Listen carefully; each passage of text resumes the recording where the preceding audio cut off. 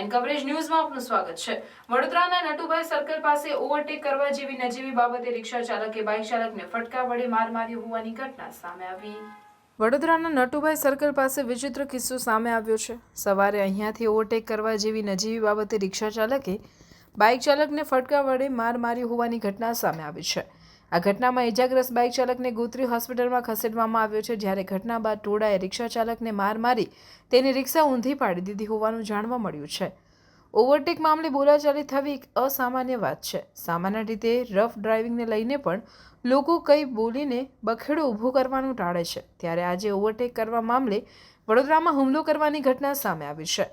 આ ઘટના અંગે પ્રાપ્ત વિગતો અનુસાર આજે સવારે નટુભાઈ સર્કલ તરફથી ચકલી સર્કલ તરફ જવા માટે રિક્ષા ચાલક વિક્રમ ઠાકોર અને બાઇક ચાલક અમરદીપ આસુજ જઈ રહ્યા હતા। દરમિયાન પશાભાઈ પાર્ક સામે બંને વચ્ચે ઓવરટેક કરવા મામલે બોલાચાલી થઈ હતી। બોલાચાલી બાદ સ્થિતિ હદે વણસી કે રિક્ષા ચાલકે બાઇક ચાલક પર ફટકા વડે માથામાં હુમલો કરી દીધો, જેમાં બાઇક ચાલક ગંભીર રીતે ઇજાગ્રસ્ત થયો હતો। જે બાદ ઇજાગ્રસ્ત બાઇક ચાલકને એમ્બ્યુલન્સ મારફતે ગોત્રી હોસ્પિટલમાં લઈ જવામાં આવ્યો છે, જ્યારે આ ઘટના ટાણે રસ્તા પર લોકોની ભીડ એકત્ર થઈ હતી, જેમાં લોકોએ રિક્ષા ચાલકને મેથી પાક ચખાડ્યો હતો અને તેને પોલીસને સોંપી દેવામાં આવ્યો હતો।